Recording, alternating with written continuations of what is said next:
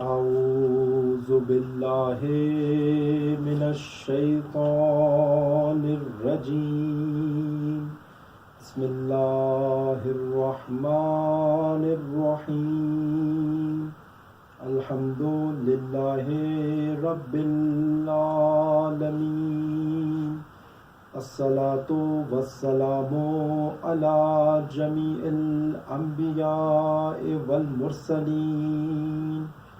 سيما نبينا وحبيب قلوبنا وشفيع ذنوبنا أبي القاسم المصطفى محمد اللهم صل على محمد وآل محمد وعلى آله الطيبين الطاهرين المعصومين المنتجبين واللعنة الدائمة على أعدائهم أجمعين من اليوم عداوتهم إلى قيام يوم الدين السلام عليك يا فاطمة المعصومة اشفعي لي في الجنة السلام عليك يا بنت ولي الله السلام عليك يا أخت ولي الله السلام عليك يا أمة ولي الله قال الإمام الحسين عليه الصلاة والسلام أما بعد فإني لا أعلم أصحابا أوفى ولا خيرا من أصحابي ولا أهل بيت أبر ولا أوصل من أهل بيتي فجزاكم الله عني خيرا سید الشہداء امام علی مقام اپنے اس فرمان نورانی میں فرماتے ہیں کہ میں اپنے اصحاب سے بہتر و اپنے اصحاب سے باوفا تر کسی کو نہیں پاتا اور اپنے اہل بیت سے زیادہ مقرب اور اہل بیت سے زیادہ نیکوکار کسی کو نہیں پاتا۔ سید الشہداء کا یہ قیام، یہ تحریک کربلا، یہ قیام عاشورہ، سید الشہداء فخر کر رہے ہیں اپنے اصحاب پر اور اپنے اہل بیت پر، اور اس مقام پر فخر کر رہے ہیں کہ جس مقام پر سید الشہداء کو اس قیام کے اندر مدینہ میں، کوفہ میں، شام میں، یمن میں، بصرہ میں، حتیٰ ان خواص نے بھی سید الشہداء کو تنہا چھوڑ دیا تھا کہ جن سے سید الشہداء کی امیدیں وابستہ تھیں، اور سید الشہداء نے ان کو خطوط لکھے، اپنے سفیروں کو ان کی جانب روانہ کیا اور ان کو دعوت حق و دعوت دی، اس قیام میں شرکت کی۔ آپ کی خدمت میں بیان ہوا تھا کہ قیام عاشورہ و تحریک عاشورہ کے اوپر مختلف نگاہوں سے غور کیے جانے کی ضرورت ہے۔ بعض نگاہوں سے تحریک عاشورہ کو دیکھا گیا ہے اور بعض نگاہوں سے دیکھنا ابھی باقی ہے، چونکہ عاشورہ و کربلا ایک مکمل مکتب و آئیڈیالوجی اپنے اندر سمائے ہوئے ہے کہ اگر ایک معاشرہ اپنی تعمیر سایہ تحریک کربلا میں کرنا چاہے تو وہ کربلا سے اجتماعی اصول و اجتماعی ضابطے و اجتماعی اہداف بھی کربلا میں دیکھ سکتا ہے، اور اگر ایک شخص اپنی انفرادی تربیت اور اپنی انفرادی خود سازی کرنا چاہے تو وہ کربلا کے اندر اس کے نمونے دیکھ سکتا ہے۔ اور ہم دیکھتے ہیں کہ سید الشہداء نے اپنے اصحاب پر، اپنے انصار پر یہ جو فخر کیا ہے، یہ جو سید الشہداء نے یہ جو ناز کیا ہے، وہ دراصل ان صفات اور خصوصیات کی وجہ سے ہوا ہے کہ جن خصوصیات نے ان انصار کی خود سازی ہمیں نظر آتی ہے۔ اور ہم نے آپ کی خدمت میں عرض کیا کہ یہ اپنے مولا کے مطیع تھے، یہ اپنے امام کی امامت شناس تھے، یہ اپنے زمانے کے تقاضوں کو سمجھ رہے تھے، اور انہوں نے اپنی خودسازی ایسے کی تھی کہ جس میں وہ اجتماعی اور انفرادی طور پر اپنی شخصیتوں کو سید الشہداء کے قیام میں لے کر آ سکے تھے۔ اور ان کے اندر ایک پہلو کل آپ کی خدمت میں عرض ہوا کہ حریت و آزادی کا و استقلال کا پہلو تھا کہ نہ اپنے نفس کے غلام نظر آتے ہیں اور نہ ہی بیرونی حاکموں کے و ظالموں کے و خوف و خطر و لالچ کے غلام نظر آتے ہیں۔ آج ایسی ہی ایک صفت جو انصار سید الشہداء کے اندر ہے، جس کی وجہ سے سید الشہداء فخر کرتے ہوئے نظر آتے ہیں۔ اسی لیے اہل بیت کی محبت جو سید الشہداء فرما رہے ہیں کہ میرے اہل بیت سے بہتر وہ مقرب اہل بیت کسی کے نہیں ہے، اور میرے اصحاب سے بہتر کوئی نہیں ہے۔ ہم جانتے ہیں کہ ایک واقعہ جو کہ بزرگان نقل کرتے ہیں اور روایات کے اندر آیا ہے کہ سید الشہداء سے کسی شخص نے اپنے فقر و تنگی کا شکوہ کیا، اور سید الشہداء سے کہا کہ میں فقیر ہوں، اور اپنے فقر کا شکوہ سید الشہداء سے کیا، اور سید الشہداء اس کی حالت کو جانتے تھے، لیکن سید الشہداء نے اس سے کہا کہ میری نظر میں تو ایک ثروت مند انسان ہے، میری نظر میں تو غنی ہے، فقیر نہیں ہے۔ اس نے پھر اصرار کیا کہ اے مولا، اے آقا، آپ تو میری حالت کو بخوبی جانتے ہیں، پھر بھی آپ ایسے فرما رہے ہیں۔ تو سید الشہداء نے اس کو جواب دیا کہ ایک مرتبہ ذرا اپنے دل میں جھانک کر مجھے یہ تو بتا کہ کیا تیرے دل میں ہم اہل بیت کی محبت موجود ہے؟ اس نے کہا مولا،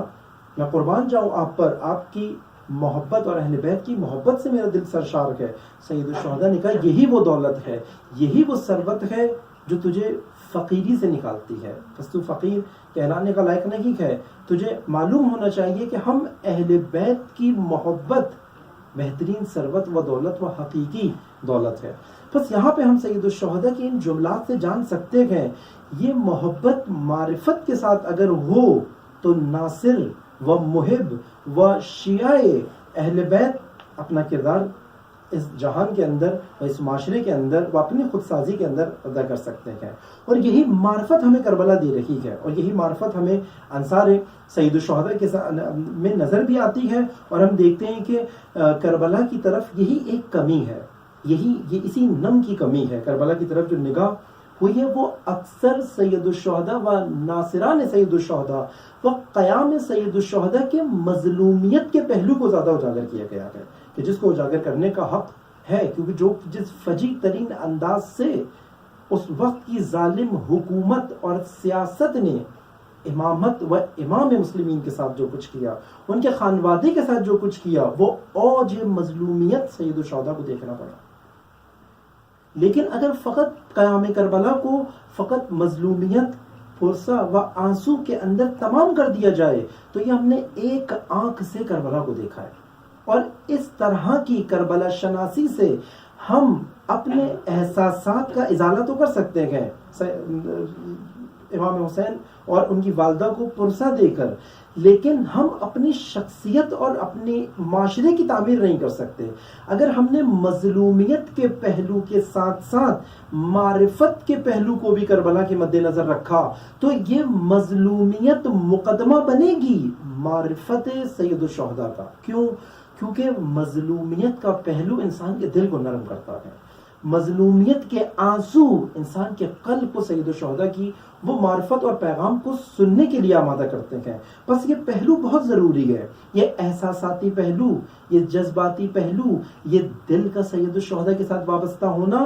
لیکن یہ مکمل شناخت قیام سید الشہداء نہیں ہے۔ یہ ایک سیڑھی ہے، یہ ایک راستہ ہے، یہ ایک وسیلہ ہے، یہ ایک طریق ہے اس اہداف و اس قیام کے ان مقاصد تک پہنچنے کا جو معرفت کے اندر موجود ہے۔ اسی لیے کہا گیا کہ جو معرفت کے ساتھ سید الشہداء کی زیارت کے لیے آئے گا اس کے لیے یہ اجر ہے، ہر زیارت کے لیے یہ اجر نہیں ہے جو معرفت کے ساتھ کربلا کی زیارت کرے گا۔ اسی لیے کہا گیا، اسی لیے معرفت کی اس قدر تاکید کی گئی ہے۔ اور ہم دیکھتے ہیں کہ ایک پہلو جو ہماری خودسازی کے لیے، خود اپنے آپ کو بنانے کے لیے، خود کربلا کی تحریک سے اپنے آپ کو جوڑنے کے لیے ضروری ہے، ہم دیکھتے ہیں وہ پہلو ایثار اور فداکاری کا پہلو ہے، قربانی کا پہلو ہے۔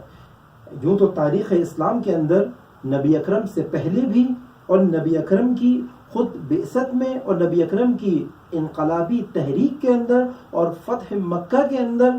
ہم جانثاری و فداکاری اصحاب پیغمبر کی دیکھتے ہیں، ہم جانثاری و فداکاری خود اہل بیت پیغمبر کی دیکھتے ہیں، اور اس کے بعد ہم دیکھتے ہیں کہ جناب خدیجہ کی قربانی و ایثار اس خانوادے کے اندر معروف ہے۔ حضرت ابو طالب علیہ السلام کا کردار ہم دیکھتے ہیں ایثار سے بھرا ہوا ہے کہ ہمیشہ مقدم رکھتے ہیں اپنے آپ کو نبی اکرم کے دفاع کے اندر۔ جناب خدیجہ کا وہ ایثار عرب کی اس قدر ثروت مند خاتون ہونے کے باوجود بھی نبی اکرم میں پہلی ایمان لانے والی خاتون ہے. اور ہم دیکھتے ہیں اسی طریقے سے جب بات آتی ہے خود اہل بیت کی تو ہم دیکھتے ہیں امیر المومنین کا ایثار. جس طریقے سے ہم شب ہجرت امیر المومنین کو دیکھتے ہیں کہ اس بستر قربانی و بستر ایثار کے اوپر امیر المومنین بیٹھتے ہیں اور نبی اکرم کا دفاع کرتے ہیں اور اپنی جان کو خطرے میں ڈالتے ہیں اور اپنی قربانی کے لیے تیار ہوتے ہیں اس نبی کی تحریک اور نبی کے انقلابی تحریک کے لیے. تو ہم اسی طرح آگے بڑھتے ہیں تو ہم دیکھتے ہیں کہ جناب سیدہ کا کردار کیا ہے. جب امیر المومنین کی ولایت اور امامت کے بارے میں امت غیر ذمہ داری کا ثبوت دیتی ہے اور ہم دیکھتے ہیں کہ مدینے میں حتیٰ اصحاب پیغمبر اور حتیٰ وہ خواص کے جن کا حق نہ امیر المومنین کا دفاع کریں، جب بیوی دیکھتی ہیں کہ کوئی میدان میں نہیں آتا، خود اپنی شخصیت کو قربان کرتی ہے، خود ایثار کرتی ہیں، اپنے بچوں کو لے کے مدینے کی گلیوں میں آ جاتی ہیں. اور اسی طریقے سے اپنے بچوں کی تربیت کی. وہ ایثار ہم نے امام حسن علیہ الصلوۃ والسلام کی زندگی میں دیکھا اور اوج ایثار کربلا کی تحریک کے اندر موجود ہے اور جس کے اندر سر فہرست شخصیت خود امام حسین علیہ الصلوۃ والسلام کی شخصیت ہے. کہ ہم دیکھتے ہیں اس وقت جب ایک یزیدی حکومت لوگوں کی بے حسی، لوگوں کی خاموشی، لوگوں کی عدم دین شناسی، لوگوں کی عدم شناخت امام اور امامت اور اسلام کی شناخت نہ ہونے کی وجہ سے، خوف اور لالچ میں بہنے کی وجہ سے جب یزید جیسے حاکم کو برسر اقتدار آنے کا موقع مل جاتا ہے، اب اس کے خوف سے بڑے بڑے شخصیات، بڑے بڑے خواص اس وقت کے کہ اگر میں نام لینا چاہوں تو میں کہوں گا کہ بالکل وہ افراد جنہوں نے رسول اللہ کے پیچھے نمازیں پڑھی تھیں، وہ افراد بھی یزید کے خلاف قیام کرنے کے لیے تیار نہیں ہوتے. حتیٰ بعض اصحاب اور خواص شخصیات حتیٰ انکار کرنے کے لیے تیار نہیں ہوتی یزید کا، لیکن بعض نے انکار کیا لیکن اپنی جانوں کو خطرے میں نہیں ڈالا. انکار کیا لیکن سید الشہداء کے ساتھ ایثار نہیں کیا شب عاشور. انکار کیا لیکن یزیدیت کے خلاف مزاحمت ایجاد نہیں کی. جیسے عبداللہ ابن عمر خلیفہ ثانی کے بیٹی کی شخصیت ہے، اہل بیت کی طرف مائل ہوتے گئے اور اہل بیت کی طرف آتے ہیں، یزید کا انکار کرتے گئے، قیام سید الشہداء میں شامل نہیں ہوتے. اسی طرح ہم دیکھتے ہیں کہ عبداللہ ابن عباس کی شخصیت ہے، سید الشہداء کو مشورے بھی دیتے ہیں، سید الشہداء کو بتاتے بھی ہیں، سید الشہداء کو مختلف تدابیر بھی بتاتے ہیں اس قیام سے صرف نظر کرنے کی، اس قیام سے دستبردار ہونے کی، لیکن قیام میں سید الشہداء میں شامل نہیں ہوتے. یہ وہ شخصیات ہیں جنہوں نے یزید کا انکار کر کے مکہ میں تشریف لائے تھے اور مکہ میں آنے کے بعد سید الشہداء کے ساتھ مختلف نشستیں اور مختلف جلسات اور مختلف نشستوں میں اور اپنی گفت و شنید کے اندر سید الشہداء کو قانع کرنے کی کوشش کی تھی. یا خود سید الشہداء کے بھائی محمد حنفیہ ہم دیکھتے ہیں کہ سید الشہداء کو ایک وقت میں باقاعدہ کہتے ہیں کہ اس راستے کے اندر میں نہیں سمجھتا کہ آپ کو اس قیام کو، اس تحریک کو جاری رکھنا چاہیے. اور جب سید الشہداء پوچھتے ہیں کہ آیا میں خطا پر ہوں، تو فرماتے ہیں کہ نہیں مولا، آپ خطا پر نہیں ہیں لیکن آپ خطروں میں ہیں. بس اپنی جان خطرے میں ڈالنے کے لیے عوام تو کیا خواص بھی سید الشہداء کے پاس آنے کے لیے تیار رکھی گئے. ایسے میں کوفہ کے ایثار گران سید الشہداء کے ساتھ آتے ہیں، وہ جو قربان کرنے کے لیے تیار ہیں، کیونکہ قربانی کے مختلف میدان ہیں. یا کبھی جانی قربانی ہے، کبھی جان کا خطرہ ہے، کبھی مال کا خطرہ ہے، اور کبھی حتیٰ حیثیت کا خطرہ ہے، کبھی حکومت و سیاست کا خطرہ ہے، اور کبھی ہم دیکھتے ہیں کہ مقام و منزلت کا خطرہ ہے. جن کو بھی بعض نے اپنا مال تک ایثار نہیں کیا. بعض ایسے تھے جنہوں نے سید الشہداء سے کہا آپ ہمارے گھوڑے لے لیں، آپ ہماری تلواریں لے لیں، آپ ہمارا سامان لے لیں اور ہم آپ کے قیام میں شامل لیں گے. یعنی یہ مال قربان کر سکتے ہیں، ایثار کر سکتے تھے، تاریخ میں آیا تفصیل کے ساتھ. اور انہوں نے کہا کہ ہم خود آپ کے قیام میں شامل نہیں ہونا چاہتے. سید الشہداء نے وہ مال، وہ گھوڑے، وہ تلواریں، وہ شمشیریں تمام واپس کی. اور سید الشہداء کا جملہ ہے کہ ہم گمراہوں سے مدد نہیں لیتے. یعنی جو کچھ سید الشہداء کرنا چاہ رہے ہیں وہ انسان کو نجات دینا چاہتے ہیں، وہ انسان کو اس مقام پہ لے کر آنا چاہتے ہیں کہ تم خود اور واضح کر رہے تھے، کسی کو دھوکے میں بھی نہیں رکھنا چاہتے تھے. جس کو بھی اپنے قیام کی دعوت دیتے سید الشہداء کہتے کہ میں تمہیں یقین دلاتا ہوں ہمارا اختتام شہادت پر.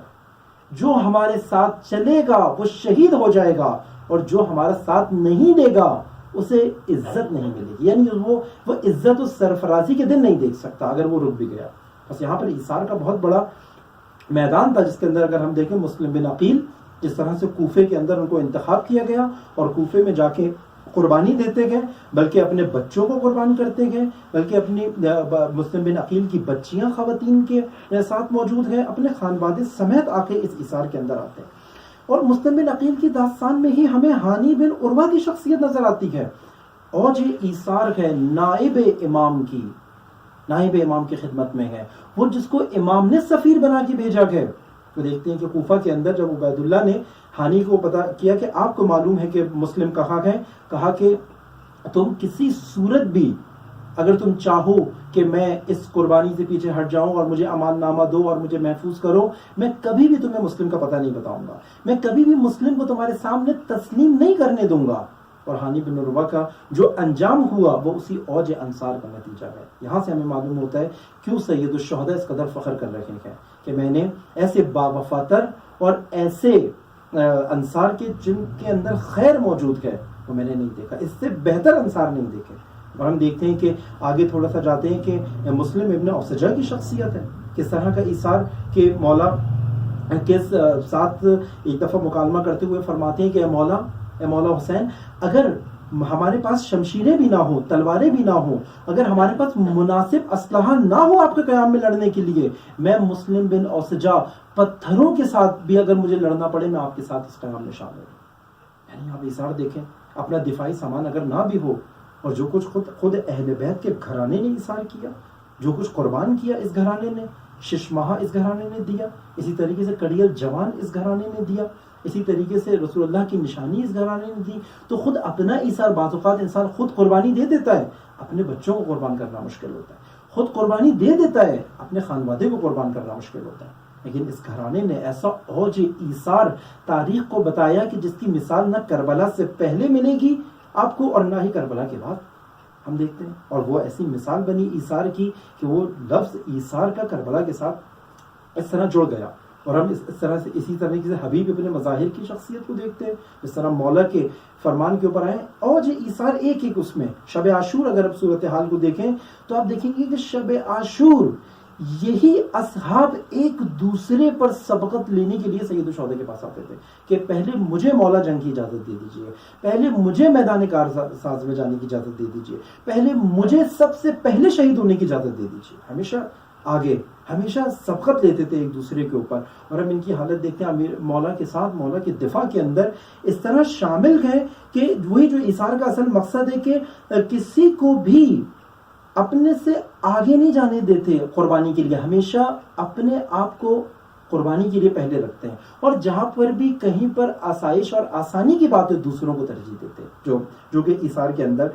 بتایا جاتا ہے ہمیں، اور یہ مثال ہمیں کربلا کے اندر ملتی ہے، اور یہی چیز ہمیں یہاں سے دیکھنے کی ضرورت ہے۔ اور آج بھی ہم نے دیکھا، اگر ہم اپنے معاشرے کے اوپر دیکھیں، اور ایک نمونہ جو ہمارے پاس ایثار کا سید الشہداء کے ہمیشہ تذکرہ کرتے ہیں کہ وہ اس سے بہتر مثال اس صدی کی کوئی نہیں ہے، وہ انقلاب اسلامی ایران ہے۔ اس انقلاب اسلامی کے اندر آپ دیکھیں 3 لاکھ شہداء شہید ہوئے سید الشہداء کی سرمشق کرتے ہوئے، وہ ایثار کہ جنہوں نے یہ سارا گلزار سجایا، یہ نظام، یہ انقلاب، یہ سب کچھ، لیکن آج وہ اپنی قبروں کے اندر ہیں۔ آج وہ اس انقلاب کے وہ جو ثمرات ہیں ان کو نہیں دیکھ پا رہے، لیکن انہوں نے اپنی جانیں قربان کر دی، کتنے ہی زخمی ہو گئے، کتنے ہی اپاہج ہو گئے، جن کو زندہ شہید سے بھی تعبیر کیا جاتا ہے۔ اور اگر ابھی اس سال کی وہ قربانی جو 100% آج ناصر سید الشہداء و ناصر امام زمانہ ہے، وہ قاسم سلیمانی کی شخصیت ہے، شہید قاسم سلیمانی رحمۃ اللہ علیہ و شہید ابو مہدی المہندس کی شخصیت ہے۔ ہم دیکھتے ہیں کہ یہ ہیں کربلائی ایثارگر کہ جنہوں نے، جو آپ کی خدمت میں بار بار عرض کیا جا رہا ہے یہ جملہ، کہ جنہوں نے فقط کربلا کا ذکر نہیں کیا میری طرح، ہماری طرح، لیکن انہوں نے کربلا کو برپا کیا، انہوں نے کربلا کو تکرار کیا، انہوں نے وہ کردار تکرار کیے، وہ خودسازی کی کہ اس قوم کے اندر سب سے پہلے میں آگے جاؤں گا، اگر بی بی زینب کی بات آئے گی میں آگے جاؤں گا، اگر کربلا و سامرا و نجف کے اوپر قبضہ کرنے کی بات آئے گی میں اپنی جان کی قربانی دوں گا، میں کسی سرحد کا خیال نہیں رکھوں گا اہل بیت کے دفاع کے اندر۔ ہم دیکھتے ہیں کہ ایسا ایثار، ایسی قربانی کہ جس کو دشمن کی آنکھ کا کانٹا بن گیا، وہ ایثار جو ہمیشہ آگے نظر آتا ہے، سر فہرست نظر آتا ہے، کہ جن کے تذکرے کے بغیر اس سال کا عاشورہ ناقص ہے، قاسم سلیمانی کے تذکرے کے بغیر، کہ یہ وہ کردار ہے کہ جو ہمیں دکھاتا ہے کہ اس دفعہ 1442 ہجری و 1441 ہجری و 2020 کے اندر اگر کوئی اس حلمن کی آواز پر لبیک کہنا چاہے، آواز کہتے بھی ہیں کہ کاش میں بھی ہوتا میدان کربلا میں۔ اور ایک شخص کا واقعہ بھی ہے کہ آپ جانتے ہیں کہ سید الشہداء کے بارے میں ایک شخص کا واقعہ ہے کہ اس نے خواب میں دیکھا، وہ بہت آرزو کرتا تھا کہ اگر میں ہوتا تو مثلا مولا شہید نہیں ہو پاتے، اگر میں کربلا کے اندر ہوتا تو میں ایک تیر مولا کو نہ لگنے دیتا اور میں ہمیشہ مولا کے آگے ہوتا. اور مثلا اس کے ذہن میں کچھ بندہ حقیر نے اس واقعے سے عکس کیا، اس کے ذہن میں شاید یہ تھا کہ کربلا کے اندر اگر میں ہوتا تو شاید سید الشہداء کے ساتھ اس قدر جو کچھ ظلم ہوا وہ نہ ہو پاتا، میں دفاع کرتا سید الشہداء. ایک دفعہ خواب میں دیکھا اس نے کہ سید الشہداء نماز پڑھ رہے ہیں، اور سید الشہداء جو جنگ کے اندر ایک طریقہ ہوتا ہے کہ جنگ کے اندر نماز خوف جیسے پڑھی جاتی ہے کہ بعض سپاہی نماز پڑھتے ہیں اور بعض سپاہی دفاع کرتے ہیں، اور جو کچھ کربلا میں بھی پیش آیا کہ آپ کی خدمت میں عرض ہوگا. اس شخص نے دیکھا کہ سید الشہداء نماز پڑھ رہے ہیں اور دشمن کے تیر سید الشہداء کی طرف آنے کو تیار ہے، اور یہ جاتا ہے سید الشہداء کی سپر میں کھڑا ہوتا ہے. سید الشہداء نماز پڑھ رہے ہیں اور جیسے یہ کھڑا ہوتا ہے، یہ سامنے سے جب تیر آتا ہوا دیکھتا ہے اور سامنے سے جب تیر کی سنسناہٹ دیکھتا ہے اور جو وہ تیر اس کی قریب آتا ہے، جیسے یہ قریب آتا ہے یہ ہٹ جاتا ہے، وہ تیر سید الشہداء کو لگتا ہے. عزادارہ نہیں سید الشہداء، یہ وہ مقام ہے سمجھنے کا. آسان نہیں ہے سید الشہداء کی سپر بننا، آسان نہیں ہے وہ ایثار دکھانا. اور پھر اس کے بعد دوبارہ یہ کھڑا ہوتا ہے، ایک دم بھرتا ہے، اب میں کوئی تیر سید الشہداء کو نہیں لگنے دوں گا. دوبارہ یہ منظر تکرار ہوتا ہے، دوبارہ وہ تیر آتا ہے، یہ ہٹتا ہے، سید الشہداء کی تیر لگتا ہے. تیسری مرتبہ پھر جب یہ کام ہوتا ہے، سید الشہداء جب نماز مکمل کرتے ہیں اور پھر سید الشہداء اس سے پوچھتے ہیں، سب خواب میں اس نے منظر دیکھا، اس سے پوچھتے ہیں کہ ہاں تم نے تو دعویٰ کیا تھا میں دفاع کروں گا. کہا سید الشہداء شرمندہ ہوں، یہ کام مجھ سے نہیں ہوتا، شرمندہ ہوں، یہ کام مجھ سے نہیں ہوتا، نہایت شرمندگی. سید اور مجھے معاف کر دیں. سید الشہداء نے کہا میں تجھے ایک شرط پہ معاف کروں گا، وہ شرط یہ کہ آئندہ کبھی میرے اصحاب کے ساتھ کبھی اپنا مقایسہ مت کرنا، میرے انصار کے ساتھ اپنا مقابلہ کبھی مت کرنا. الشہداء نے بتایا اور اس نے یہ خواب نقل کیا، بزرگان نے کتابوں میں نقل کیا کہ سید الشہداء کے ہم نے دیکھا وہ منظر کہ کس طریقے سے حبیب و زہیر و نام جو آتا ہے سعید ابن عبداللہ کا نام آتا ہے کہ کس طریقے سے جب سید الشہداء نماز کے لیے آئے ہیں، ایک عجب نماز ہے جو نماز ظہر ادا کی ہے سید الشہداء نے، اور اس نماز ظہر کے لیے کہا مولا ہم حاضر ہیں. سعید آگے بڑھتے ہیں، مولا ہم حاضر ہیں، آپ نماز پڑھیے، ہم دفاع کریں گے، ہم کھڑے ہوں گے، ہم دفاع کریں گے. اور ہم دیکھتے ہیں کہ جب اس نماز کا موقع آتا ہے، تو ہم دیکھتے ہیں کہ دشمن کے لیے بہترین موقع تھا. ایک عجیب نماز کا منظر ہے، ایک عجیب اذان ہوئی، ایک عجیب اقامت ہوئی، اور ایک عجیب منظر ایثار کا ہے. سید الشہداء کے اصحاب سید الشہداء کے گرد کھڑے ہو جاتے ہیں، سامنے سے ہم دیکھتے ہیں تیروں کی بارش ہوتی ہے. کبھی ایک تیر آتا ہے زہیر کے لگتا ہے، سید الشہداء کا دفاع ہو جاتا ہے. ارے کبھی تیر آتا ہے، یہ سپاہی، یہ دفاع کرنے والے جو وہ حصار بنا کے کھڑے ہوتے ہیں، کبھی ایک سپاہی دوسرے سپاہی کے سامنے آ جاتا ہے اور چاہتا ہے کہ میں پہلے سید الشہداء کا دفاع کرتے ہوئے وہ تیر جو سید الشہداء سے بچ جائے وہ مجھے لگ جائے. ارے ایسا دفاع کرتے ہوئے نظر آتے ہیں. ارے اس کے اندر زہیر کے تیر لگے لیکن زہیر شہید نہیں ہوئے تھے، لیکن عجیب واقعہ سعید کا ہے. ارے عجیب ماجرا ایثار سعید کا ہے. ارے سعید ایک تیر آیا، ارے سعید سامنے آئے، ارے دوسرا تیر آیا، ارے وہاں صدا بلند ہوتی تھی اللہ اکبر. ارے ایک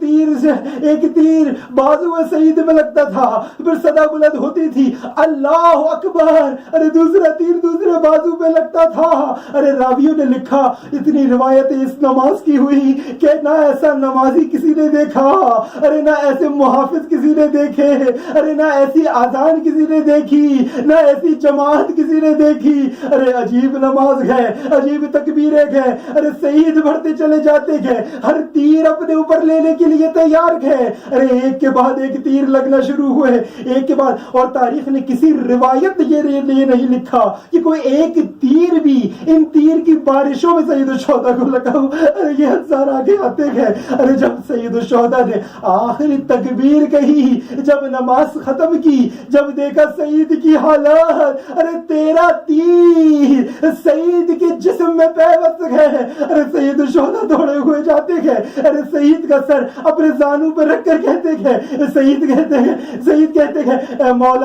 مولا ایک سوال ہے. ارے اس عالم شہادت میں کیا سوال کر رہا ہے سعید؟ ارے اے مولا کیا مجھ سے راضی ہو گئے؟ ارے کیا سوال کر دیا، ارے کیا سوال کر دیا. کہہ رہے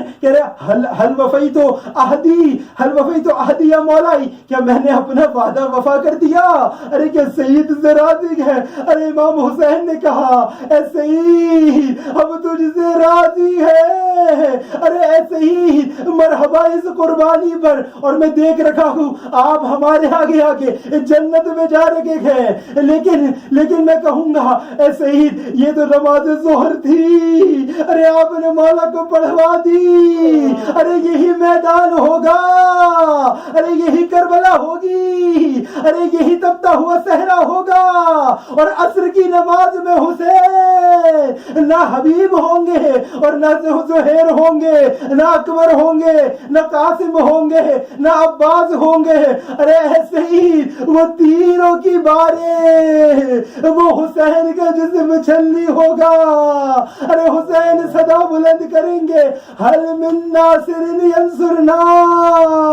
حل من مغیث یغیثنا. اللہ لعنت اللہ علی القوم الظالمین وسیعلم الذین ظلموا ای منقلب ینقلبون. پروردگار عالم تیری بارگاہ میں دعا گو ہیں کہ یہ مجلس جو ہم نے سید الشہداء کی یاد میں برپا کی ہے، ہماری جملہ حاجات کو اس مجلس کو طفیل قبول فرما. تیری بارگاہ میں دعا گو ہیں بانیان مجلس و شرکائے مجلس کی جملہ حاجات کو اپنی بارگاہ میں قبول و مقبول فرما. تیری بارگاہ میں دعا گو ہیں ان کے مرحومین کو جوار رحمت میں جگہ عنایت فرما، اور اگر ان میں سے کوئی مریض ہے تو ان کو شفاء کامل و عاجل عنایت فرما. دنیا بھر میں جہاں کہیں بھی عزاداری ہو رہی ہے تمام عزاداریوں کو دشمن کے شر سے محفوظ فرما. عزاداروں کی جان و مال و عزت و آبرو کی حفاظت فرما. دشمنان عزاداری کو اپنے عزائم سمیت نیست و نابود فرما. تمام مراجع علماء کی طول عمر عنایت فرما، اور اپنے ولی برحق امام زمانہ کے ظہور میں تعجیل فرما، اور ہمیں ان کے حقیقی ناصرین میں سے ہونے کی توفیق عنایت فرما. وآخر دعوانا ان الحمد للہ رب العالمین.